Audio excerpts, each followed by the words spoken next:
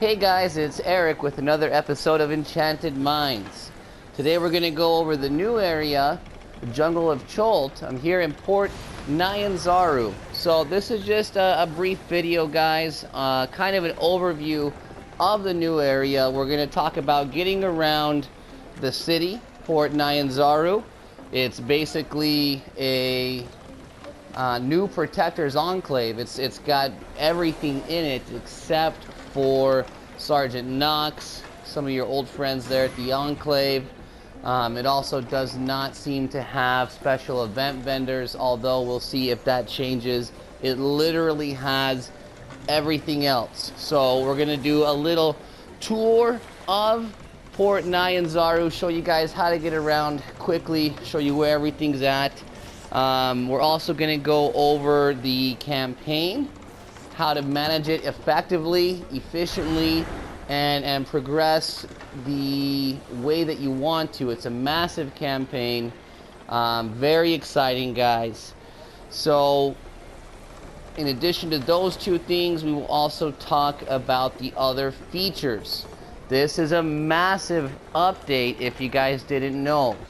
It nearly doubled the size of the game as far as data storage, and it has many new features that we'll go over briefly.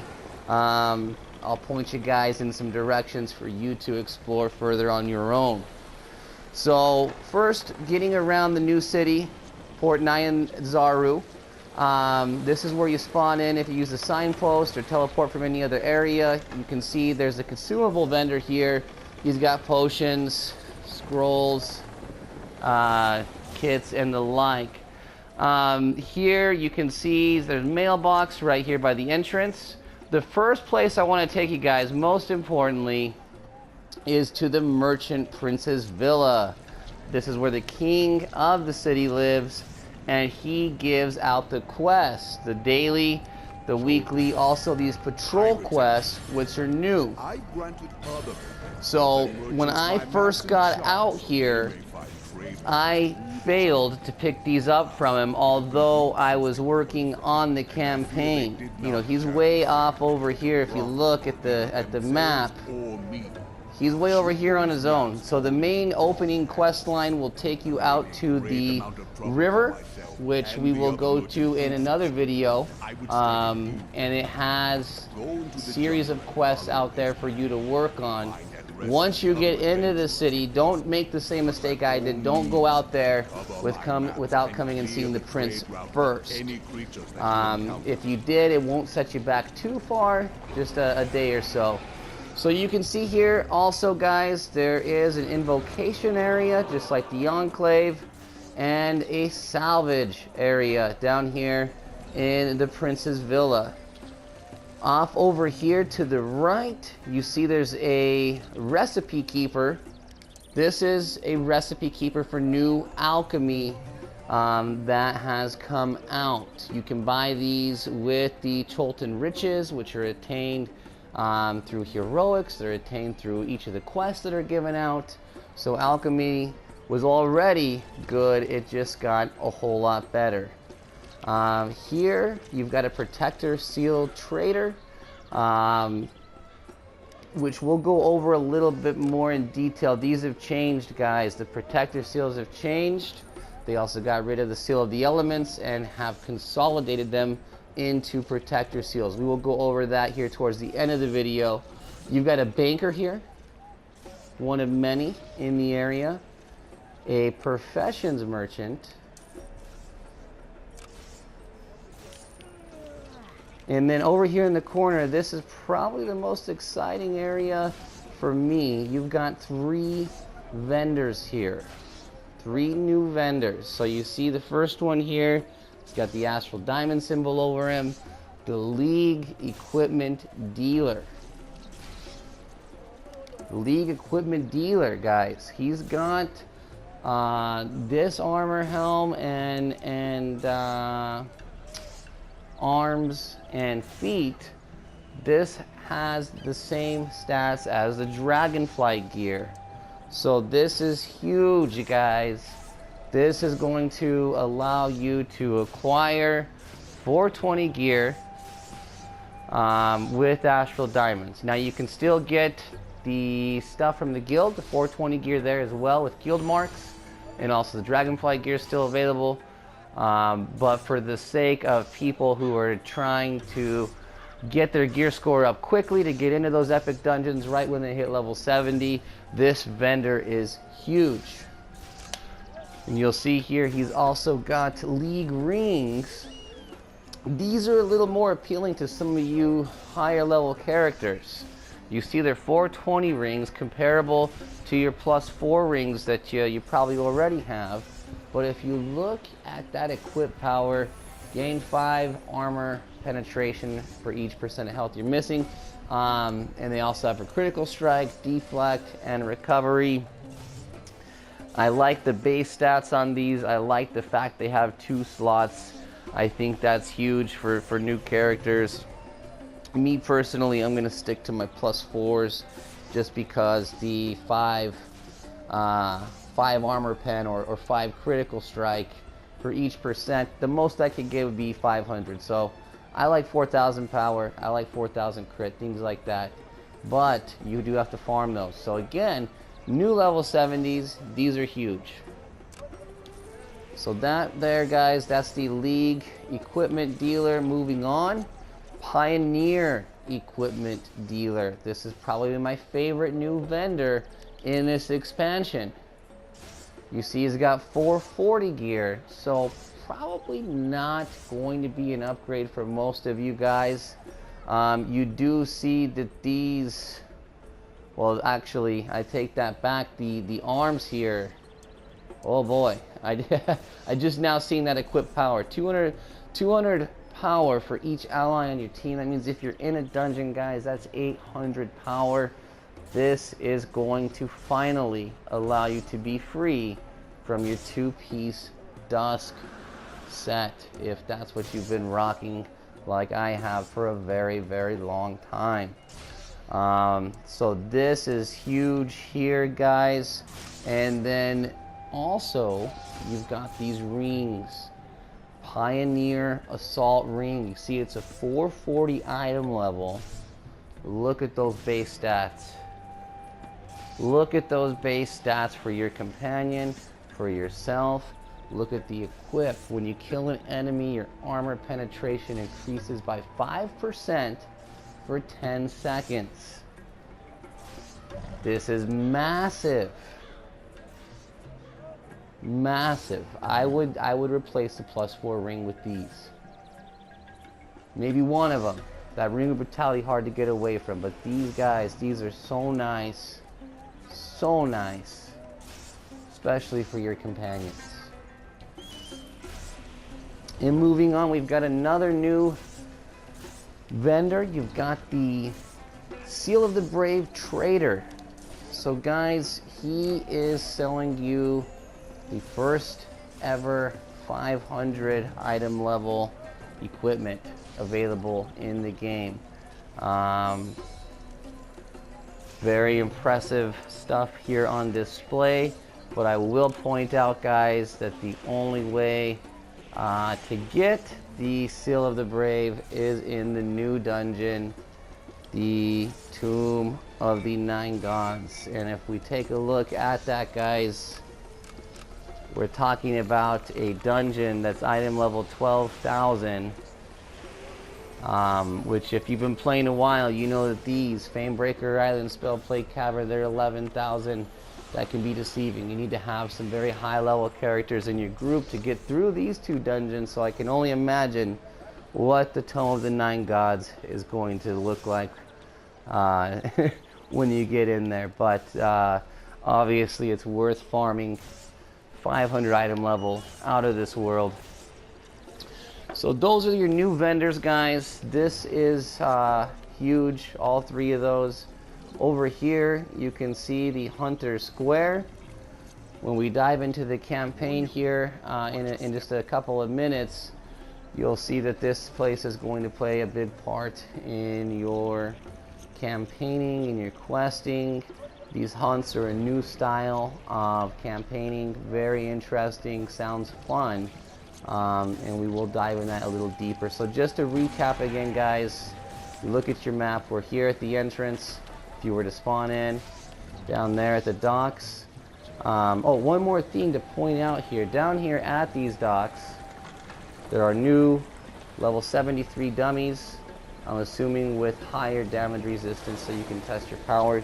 Something cool just to make note of. But going through here again, you can see mailbox. You go to the right over here. This is the Prince's Villa. There's the invocation area, salvage area. This is your new alchemy recipe trader. Seal the Protector trader. Banker. Professional resource merchant. Here's your new seal vendors. And the equipment dealer, the league equipment dealer.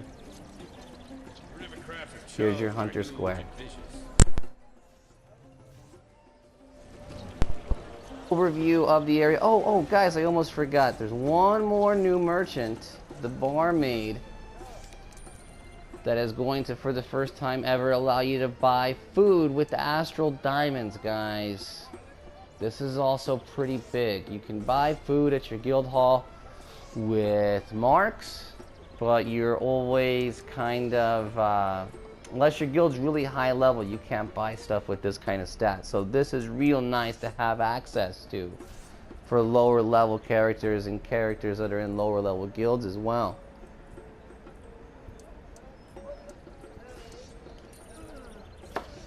So let's talk about the campaign here, guys.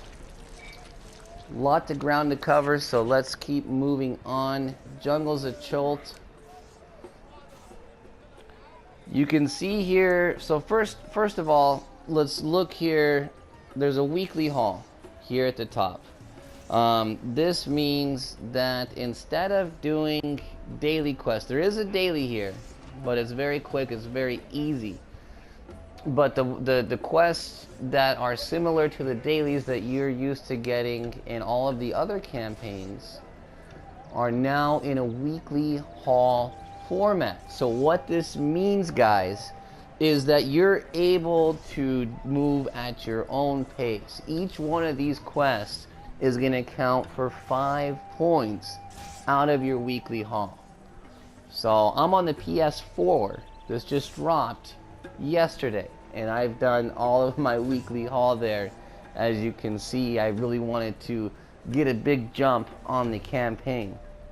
Now, if you look at this, there's three legs, which we're accustomed to seeing.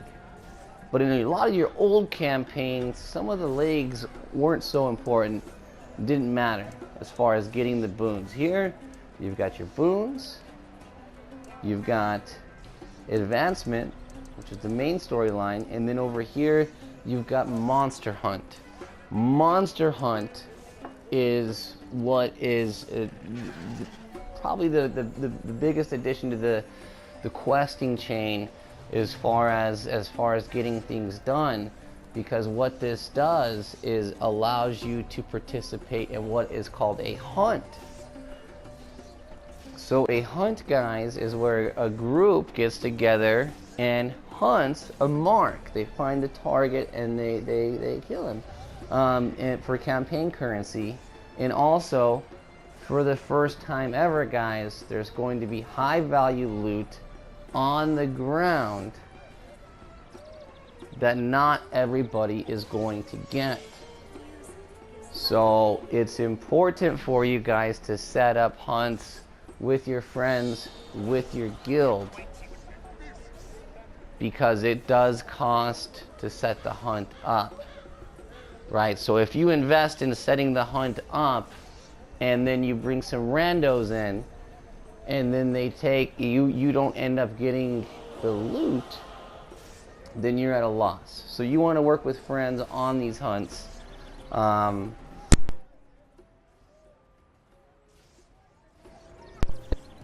Chose to unlock the first part, Monster Hunt, over the boon and over advancement. So the reason I've chosen to do that is because you're at a cap. Once you hit your weekly haul cap, that's all of the totems you can get for the week, except for participating in hunts. So by me opening this rank 1, I can now participate in hunts to earn extra totems. So this is the first box that you guys want to unlock. Unless you want to go right for the boon will be open after 1 weekly haul and then 1 more additional daily. So on the 8th day of the campaign, you could get your first boon, or you can do what I did and make yourself a rank 1 hunter. Now, the middle, advancement. A lot of times in the other campaigns, you're able to neglect this and just, like I said, get the boons, get the dungeon unlocked without going through the main storyline. You want to do it on this one. And the reason why, if you look at that, this is going to allow your weekly haul to be increased by 25. So you definitely want to be unlocking these boxes. What we recommend doing is getting this first monster hunt unlocked, then unlocking this box here. And then from there, it's up to you, it's up to your team. You guys strategize from there. But with these boons, something to point out, guys, is that you can see they have you can put 3 points into each boon, meaning there's 10 boons total in this campaign. This is a massive campaign. Now, as far as questing out here, unless you're high level, meaning 11k, 12k, really 13 plus, you're going to want to come out here as a group. The difficulty of this campaign is harder than River District.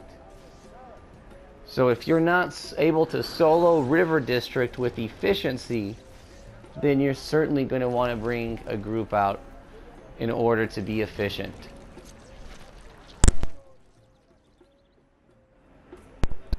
They hit extremely hard. So like I said, bring a group out. Otherwise you might find yourself at the campfire a lot, respawn, frustrated. And also, again, with those hunts, make sure you guys have people that you know and trust as well, so you guys can keep those drops where they need to go. So that's the campaign in a nutshell.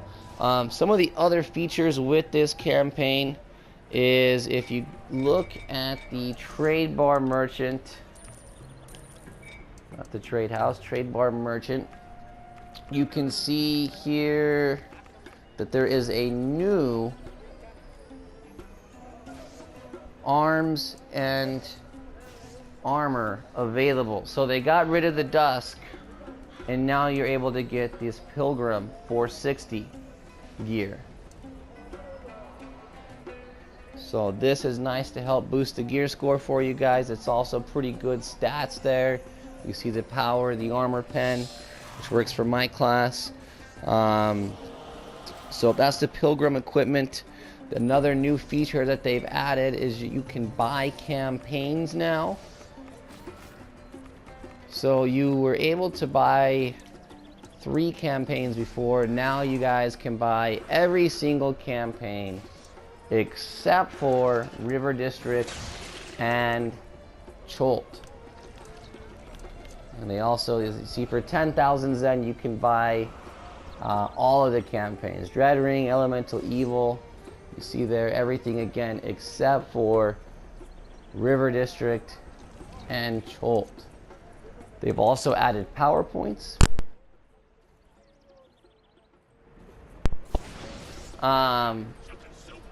Obviously those used to be a lot harder to get. Now you can get them with 1,000 Zen. 10 PowerPoints for 800 Zen. So that's pretty huge, guys. I would take advantage of those if you're a new 70 as well.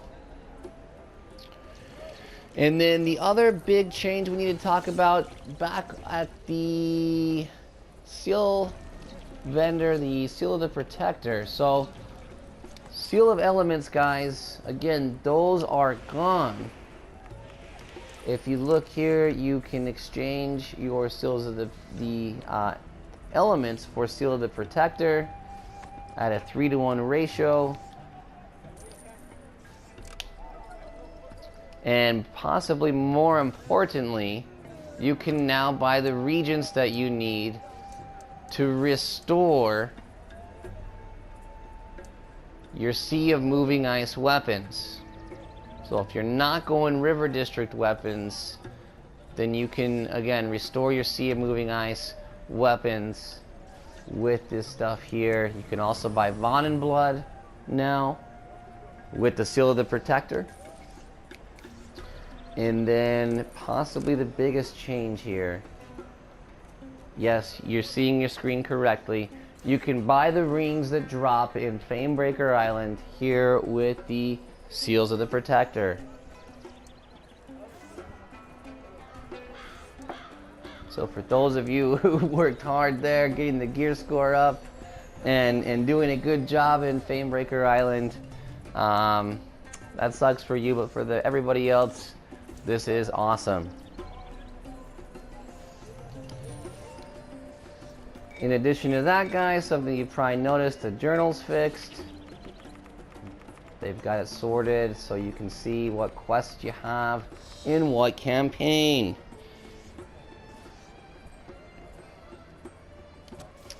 And one more thing here in the Zen Market, in the last update, they added the Companion Helper Pack, which is very nice. This allowed you to get companion upgrade tokens. And now in this new update, they've added the Companion Upgrade Mini Pack, which is kind of interesting. 500 Zen will get you 15 companion tokens. It's kind of nice.